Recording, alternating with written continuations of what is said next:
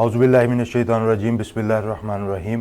आप सब देखने वालों को फिर से खुशामदीद एक नए प्रोग्राम में करंट अफेयर्स के हवाले से आपकी खिदमत में हाज़िर होते हैं और हालात हाज़रा के मुतल्लिक जो सूरत हाल चल रही होती है उसका जायज़ा लेते हैं और जिसमें हमारे साथ मौजूद होते हैं हमारे सीनियर तजिया निगार मियाँ शफ़क़त अली साहब। अस्सलाम वालेकुम सर, कैसे हैं आप? खैरियत से हैं? ठीक ठाक हैं? आज का जो सबसे पहला जो हमारा मौजू होगा वो तो यही है कि इस वक्त हमारा पाकिस्तान का जो इंपोर्ट और एक्सपोर्ट का जो हमारा ट्रेड डेफिसिट है इसके ऊपर थोड़ा सा हमें ज़रा गाइड करें और ये बताएं कि इसको बैलेंस किस तरीके से किया जा सकता है। पहले तो ये देखना होगा जी कि ट्रेड डेफिसिट है क्या, ये ट्रेड बैलेंस क्या है। जी जी, डेफिसिट तो बात की बात है। ये ऐसे ही है कि आपकी इनकम और आपकी एक्सपेंडिचर, ठीक है, यानी कि जितना हम रेवेन्यू डॉलर्स में कमाते हैं और जितना रेवेन्यू हम डॉलर्स में खर्च करते हैं, रेवेन्यू वर्सेस एक्सपेंडिचर, इसको हम ट्रेड बैलेंस कहते हैं। ठीक है। पाकिस्तान का इस वक्त जो अंदाज़ा मैं बता रहा हूँ, लास्ट साल की फिगर देखा था, 73 बिलियन डॉलर की हमारी इंपोर्ट्स हैं और तकरीबन 29, 28, 29 या 30 कह लें, 30 की हमारी एक्सपोर्ट है। यानी कि 43 बिलियन डॉलर, 42 बिलियन डॉलर का हमारा डेफिसिट है, जो एक अलार्मिंग सिचुएशन है। ठीक है, आपकी इनकम तो 40 रुपये है ठीक और है। आपका खर्चा 73 रुपये है। हाँ, और बिल्कुल सही। 30 आपकी इनकम जो है वो 30 है और खर्चा 73 है, 40 आपका डेफिसिट है। ठीक है, वो आप फिर मांग तांग के पूरे करते जो हैं हमारी पैसे। एक प्रैक्टिस है। और उसमें सबसे बड़ी जो हमारी इनकम है वो हमारे जो एक्सपेट्रिएट हैं, जो मुल्क से बाहर है, वो फॉरेन एक्सचेंज भेजते हैं, वो कोई 30-32 के करीब वही बनता है। ठीक है, फिर भी 8-10 अरब डॉलर हमारे कम हो जाते हैं हर साल, कभी इससे भी ज़्यादा कम हो जाते हैं। फिर हमें लोन लेने पड़ते हैं, IMF के पास जाना पड़ता है, वर्ल्ड बैंक के पास जाना पड़ता है, ताकि हमारा बैलेंस ऑफ ट्रेड ठीक हो। ठीक है। तो इसमें जो लोन लेने की बात आप कर रहे हैं, ये लोन लेना जो है वो हमारे पे जब से ये मुल्क आज़ाद हुआ है तब से ये एक तलवार लटक रही है या ये बाद में कोई हमें इस तरह की आदत पड़ी? जब से मुल्क आज़ाद हुआ है उस वक़्त हमारा 1 रुपया 1 ब्रिटिश पाउंड के बराबर होता था। ठीक है, यानी कि 1 rupees equal to British pound. Okay. और डॉलर जो था वो 90 पैसे का था। अच्छा अच्छा, लोग ये ख्वाहिश करते हैं कि जी डॉलर के बराबर हम हो जाए।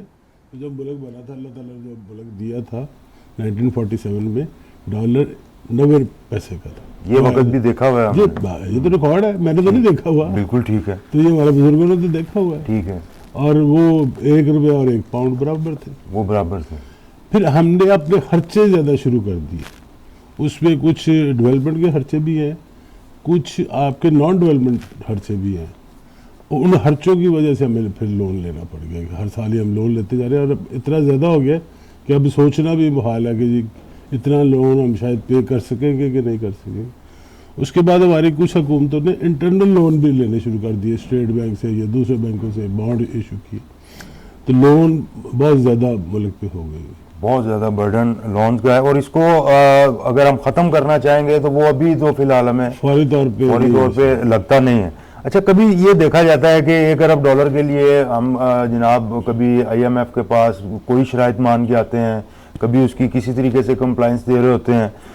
हमारी जो इंडस्ट्री है उसको दोबारा से बहाल करने की हम कोशिश नहीं करते और वहाँ पे बिजली के, गैस के और जो एनर्जी सेक्टर में प्राइसेस हाई हो जाती हैं। हमारे इंटरनेशनल जो ऑर्डर्स होते हैं वो हाथ से निकल जाते हैं, वो 1 बिलियन डॉलर से तो काफ़ी ज़्यादा अमाउंट वो बन जाती है। तो ये इसको कैसे देखते हैं? अगला सवाल अगर हम इस तरह करें कि क्या ऐसी सिचुएशन है कि हमारा ट्रेड ऑफ बैलेंस ठीक हो जाए, ठीक है, या ऐसी सिचुएशन है कि ट्रेड ऑफ बैलेंस ठीक होने के बाद हम पेमेंटें करनी शुरू कर दें। ठीक है। अभी हम जो पेमेंट कर रहे हैं वो मार्कअप की पेमेंट कर रहे हैं, उसमें ओरिजिनल बहुत कम हमने पे ऑफ की है, ठीक है, सिर्फ मार्कअप देते हैं। जो आप बात कर रहे थे ना 1 अरब डॉलर लेने के लिए IMF के पास, वो क्वार्टरली है। ठीक है, लेने हमने 8-10 अरब डॉलर है, मगर वो ब्रेकअप में, ठीक है, वो किस्तों पे जब किस्त नहीं मिलती तो हमें प्रॉब्लम आ जाती है।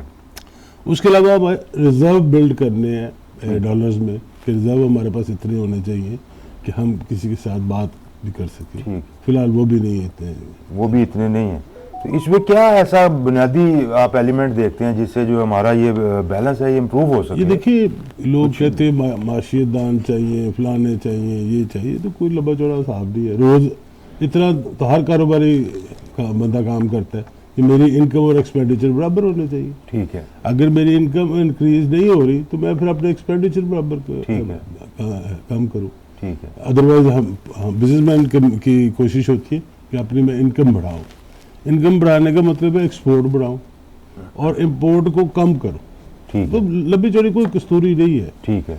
देखिए, हमें सबसे बड़ा बिल है हमारा फॉसल फ्यूल जो हम इम्पोर्ट करते हैं, जिसको क्रूड ऑयल कहते हैं या रिफाइंड ऑयल कहते हैं, सबसे बड़ा बिल वो। ठीक है।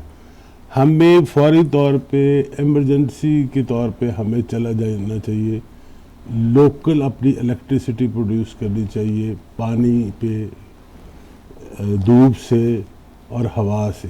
ठीक है। अल्टरनेटिव एनर्जी जिसको हम कहते हैं उस पे, और जो हमारे हाइडल पावर है। ठीक है। और हमारे पास ये नहीं है कि हाइडल पावर के पोटेंशियल नहीं है। हमारे पास अभी भी 1 लाख मेगावाट का हाइडल का पोटेंशियल है। पोटेंशियल मौजूद है। और वो बिजली सिर्फ 2 रुपये पर किलोवाट से ज़्यादा कॉस्ट नहीं करती। ठीक है। हमने तरबेला डैम बनाने के बाद डैम बनाना ही बंद कर दिए, सोचा ही नहीं। 20 साल हमने कुछ नहीं किया। अब हम छोटे छोटे डैम बना रहे हैं, 5000 मेगावाट तक भी बना रहे हैं, जो छोटे हैं। दुनिया की डेफिनेशन के मुताबिक 5000 मेगावाट का डैम बहुत बड़ा नहीं होता। आप अगर गॉर्जियस डैम ऑफ चाइना देखें, वो पाकिस्तान के पूरे पोटेंशियल के बराबर है। 3 डैम है, सीरीज में बने हुए हैं। एक का पानी निकलता है दूसरे में, दूसरे का निकलता है तीसरे में, इस तरह वो बिजली बना लेते हैं। हमने उस तरफ तवज्जो ही नहीं की। हमारी पॉलिसीज रही हैं डांग टपाओ प्रोग्राम। मैं अपने 5 साल पूरे कर लूँ, और वो भी अब नहीं हो रहे। 5 साल के 3 साढ़े 3 साल में, 3.5 साल में रोक लेते। अगर आप डिलीवर नहीं करेंगे तो फिर इसी तरह जाना पड़ेगा। ये कोई इसमें लोग इतने तंग हो गए हैं और हो रहे हैं तो कभी उन्होंने सोचा भी नहीं था। तो फौरी तौर पे अब ये डिसाइड कर लेना चाहिए, हमने 1 लाख मेगावाट बिजली बनानी है। 10 साल का प्लान करे, सारी पॉलिटिकल पार्टी बैठ जाए कि जी ये हमने करना है। उससे आपका फॉसल फ्यूल की इम्पोर्ट कम हो जाएगी। ठीक है। सेकेंडली, आप फौरी तौर पे इलेक्ट्रिक गाड़ियों की तरफ चले जाए। हमें कतर किसी फॉरेन कोलैबोरेशन की ज़रूरत नहीं है। आप यूनिवर्सिटीज़ को कहें जी हमें साल के अंदर अंदर लोकल इलेक्ट्रिक गाड़ियाँ बना के दें, कोई हमें बाहर से नहीं मंगवाना, फॉरेन एक्सचेंज नहीं जाएगा। अब ये चीज़ें हम चले जाएंगे। सेकंड, हमारी जो इम्पोर्ट बिल है वो एडिबल ऑयल है। ठीक है। कि खाने पकाने की जो चीज़ें, उसका भी तेल हमें बाहर से मंगवाना पड़ता है। हमें ये बताया गया कि सरसों का तेल अच्छा नहीं है, ये ना खाएं, शरियानों में जम जाएगा। आज ये कहा जा रहा है कि सरसों का तेल सबसे अच्छा है, वो सबसे अच्छा। हमें हटा दिया गया उसके टेस्ट से। जब बचपन में हमारी माएँ साग वगैरह तो उसी में पकाती थी, बिल्कुल ऐसे, आलू की मेथी भी उसी में पकती थी। तो अब हमें ब्रेन वॉश किया गया कि जी आप बाहर का तेल खाएं, वो ज़्यादा बेहतर है। जो आज वो कह रहे हैं अपने मुल्कों में कि ये तेल जो हम खा रहे हैं ये ठीक नहीं। ठीक है। देसी घी से हमें रोका गया, जो दुनिया कह रही है कि देसी घी सबसे अच्छा घी है। तो ये चीज़ों पे कुछ तो वापस लाना पड़ेगा, कुछ हमें कंपेन चलानी पड़ेगी ये बताने के लिए कि इंडिजिनस जो है हमारा एक कुकिंग ऑयल बहुत ज़्यादा बेहतर है। ऑलिव ऑयल यहाँ पे बनना शुरू हो गया, उसको तेज़ी से बढ़ाएं। और ये पाम ऑयल उगाना है तो हमारे पास कोस्टल एरिया बहुत पड़ा हुआ है, पाम ऑयल सारा बन सकता है। और ये भी एक गलतफहमी है लोगों के जी कि ये पाम ऑयल का पौधा जो है ये फॉरेस्ट का पौधा है। कतन फॉरेस्ट का पौधा नहीं है, ये कीनिया से आया हुआ है। अच्छा। कीनिया से आगे फॉरेस्ट में उन्होंने उसको ग्रो कर लिया। क्या हम ग्रो नहीं कर सकते? हमें भी ये सारा कुछ हो सकता है। ये सारा कुछ पॉसिबल तो है, लेकिन वो कहते हैं ना कि एक घर को चलाने के लिए घर का जो सरबराह होता है उसकी पूरी ग्रिप होनी चाहिए फैमिली के ऊपर, अपने घर के ऊपर।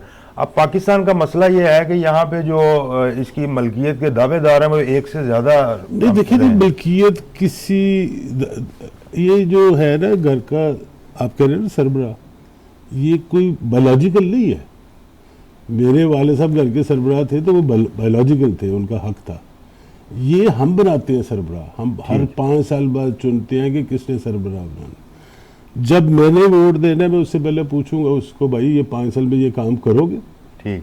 डैम बनाओगे, ये पाम ऑयल उगाओगे, सरसों के तेल को प्रमोट करोगे, देसी घी की कॉस्ट कम करोगे, फिर मैं वोट दूंगा। ठीक, अगर ये हमारे प्रोग्राम करने का मकसद भी यही है बिल्कुल कि ऐसे। लोगों को सोच दे, एक नया एंगल दे। कोई किसी का वोट किसी की मिल्कियत नहीं है, आपका वोट अपना है, आप 100% अपने मर्जी से वोट दें, मगर उसको दे जिसकी पॉलिसीज क्लियर हो। बात तो आ गई फिर अवेयरनेस पे। अवेयरनेस ही कर रहे हैं, अवेयरनेस ही प्रोग्राम कर- अवेयरनेस प्रोग्राम है। क्योंकि यहाँ पे सबसे बुनियादी जो मसला तस्वर किया जाता है कि जिन लोगों को आप ऐवानों में भिजवाते हैं कि वो आपके लिए कानून साजी कर सकें, उनसे फिर आप डिमांड करते हैं कि हमारी रोड पक्की कर दो, हमारा सीवरेज का मसला हल कर दो, जबकि ये उनका वो डोमेन है ही नहीं। देखिए ये भी डिमांड उनका ही है, मगर फेडरल गवर्नमेंट का जो ऐवान है, जिसको हम कौमी असम्बली या सेनेट कहते हैं, वो पॉलिसी मेकिंग का है। ठीक है। उसने ये वाले जो हम मसाइल डिस्कस कर रहे हैं कि इम्पोर्ट एक्सपोर्ट बराबर कैसे करनी है, ठीक है, हमारी वी फॉरेन पॉलिसी क्या होनी चाहिए, हमें कोई हुकूमत डिक्टेट कराए कि ना कराए, ये ठीक उनका है। काम। सूबाई हुकूमत का काम है सूबे के जो मसाइल है वो हल करें, ठीक है, हाईवेज बनाए, बाकी के काम करें। लोकल गवर्नमेंट जो अनफॉर्चुनेटली कई सालों से है ही नहीं, है रही है और ख़त्म हो गई, उसका काम है गली मोहल्लों की सड़कें बनाना, उसका काम है सीवरेज सिस्टम ठीक करना, उसका काम है स्ट्रीट लाइट ठीक करना, ठीक उसका काम है लॉ एंड ऑर्डर ठीक करना, उसका काम है क्राइम ख़त्म करना। लोकल गवर्नमेंट इतनी ज़रूरी है जैसे महल्ले की मार्केट नहीं होती, बिल्कुल ये ऐसे, फौरी तौर पे आपको चीज़ चाहिए महल्ले की मार्केट से ले आते हैं। हकीकत। इतनी ही ज़रूरी लोकल गवर्नमेंट है। और लोकल गवर्नमेंट के साथ तरक्की याफ्ता ममालिक जो हैं, उन्होंने इस्लाम से ही कॉपी किया हुआ जो सिस्टम है जुडिशली का, जिसको पंचायत कहते हैं, जिसको जिरगा कहते हैं, ये इस्लाम से उन्होंने अडॉप्ट किया कि हर थाने में एक सिविल जज होगा जो आप में से ही होगा ठीक। और इलेक्टेड होगा। इवन कई ममालिक में एसएचओ भी इलेक्टेड है, जिसको शेरिफ कहते हैं, ठीक वो इलेक्शन से आता है। काउंटी में इलेक्शन हो जाता काउंटी में इलेक्शन होता है, Yes, लोगों को you're पता right. होता है ये मेरे पसंद का है कि नहीं, ये शरीफ आदमी है कि नहीं। ये सिस्टम जितनी देर तक नहीं लाएंगे, लोगों के जो जज्बात है वो ठंडे नहीं होंगे। ठीक है, ऐसे ही हम गर्म तबीयत के हो गए, किसी की शक्ल देख के हमें गुस्सा चढ़ जाता है। जितनी देर तक ये छोटे छोटे मसाइल हम घर पे, अपने घर का मतलब मोहल्ला, मोहल्ला, मोहल्ले का मतलब काउंटी कह ले, या एक काउंसलर की कॉन्स्टिट्यूंसी कर ले, वहाँ पे नहीं हल होंगे, ठीक है। ये मसला नहीं है। देखिए, इस्लाम ने और शरीयत ने तो हमें कम्युनिटी सेंटर का जो वो एक कॉन्सेप्ट है मस्जिद की शक्ल में वो दिया हुआ है, और वहाँ पे आप इकट्ठे होते हैं और सारे अपने मसाइल जो हैं वो।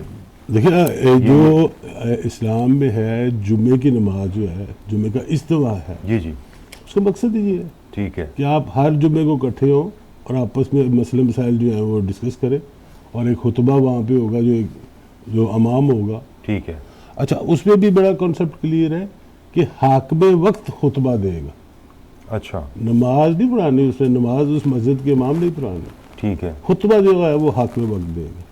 लेकिन जब आप सऊदी अरब में देखते हैं जुम्मे का खुतबा, तो वो ऊपर से आता है और एक ही खुतबा होता है और सारे मसाजिद में वही पढ़ा जाता है। ठीक है, तो ये जो अगर छोटे लेवल पे ले ले तो जुम्मे का जो खुतबा होना चाहिए, जो उस वहाँ का काउंसलर है, एमएलए, यही concept एमपी है, वो उसको जेल ये में- देना हाँ, चाहिए। बिल्कुल बिल्कुल ठीक है, क्योंकि आगमे वक्त अगर इस्लामाबाद में बैठ के देगा ये खुतबा देखिए, आप उसको स्क्यूज डाउन करते जा रहे हैं ना हम, ठीक है, कि अगर काउंसलर की कॉन्स्टिट्यूंसी उसमें एक जामिया मस्जिद होनी चाहिए, ठीक है, और वहाँ पे आगे वो खुतबा भी दे, वहाँ पे। और खुतबे के बाद नमाज के बाद वो लोगों के मसाइल सुने ठीक है, कि जी क्या मसला है, उसका किस तरह हल करना है। और जो लोकल एडमिनिस्ट्रेशन है वो उसके अंडर होनी चाहिए, और उसमें उस वक्त होनी चाहिए, उस वक्त मौजूद होनी चाहिए।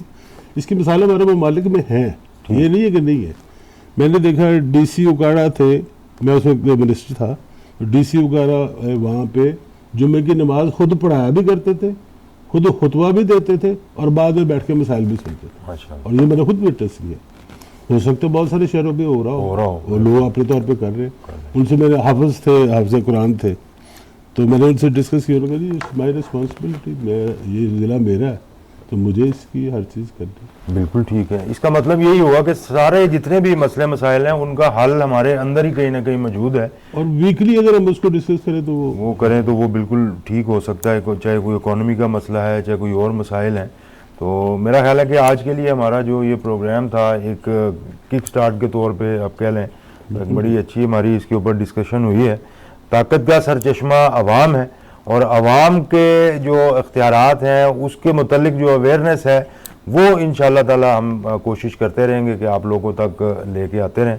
और इसमें मियाँ साहब कुछ आप ऐड करना चाहें? बस ये इंशाल्लाह सिलसिला चलता रहेगा और क्वेश्चन आंसर भी होते रहेंगे और हमें फीडबैक दें कि कौन से टॉपिक आपको ज़्यादा पसंद है या जिस पे आप अवेयरनेस हासिल करना चाहते हैं, हम वही डिस्कस करेंगे। इंशाल्लाह ताला फिर मिलते हैं एक नए प्रोग्राम के साथ। अपना ख्याल रखिए अपने गिरदो नवाब में बसने वालों का। अस्सलाम वालेकुम।